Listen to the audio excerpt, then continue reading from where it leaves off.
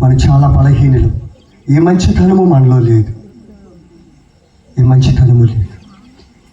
అని యేసు ప్రభు నీ కొరకే లోకంలోకి వచ్చాడు.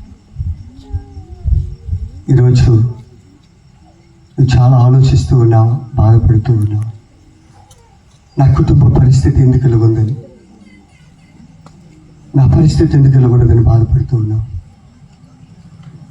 ప్రభు వాటన్నిటిని చూస్తూ ఉన్నాడు, వాటన్నిటిని చూస్తూ ఉన్నాడు.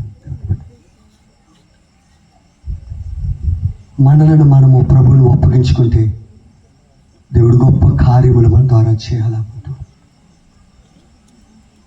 నీ పట్ల దేవునికి ఉన్నతమైన ఉద్దేశం ఉంది.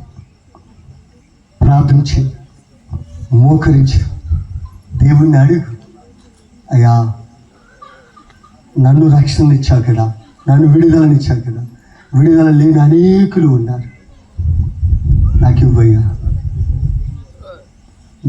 నాకు ఇవ్వయ్యా అని దేవుడిని అడిగితే దేవుడు ఇస్తాడు.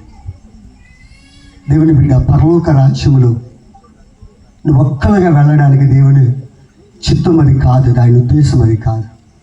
అనేకులను ప్రభు యొద్దకు నడిపించాలి. అలాగే నడిపించబడాలి అంటే మొదట మన జీవితాలు కట్టబడాలి, మన కుటుంబాలు కట్టబడాలి, మన బిడ్డలు ప్రభువులో కట్టబడాలి, మనము ప్రభువులో కట్టబడాలి. అలాగే కట్టబడాలంటే మనము ప్రభుతో సహవాసం చేయాలి, ప్రార్థన చేయాలి, ప్రార్థన చేయాలి. దేవుని పిల్లలు, ఆయనతో నువ్వు ఎంతగా దేవుని వాక్యాన్ని చదువుతావు, నీకు అంతగా ఆయన గురించి అర్థమవుతాయి.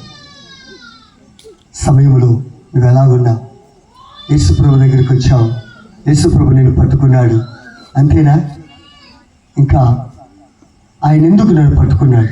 ఎందుకంటే నీలాంటి వారు ఇంకా చాలామంది ఉన్నారు.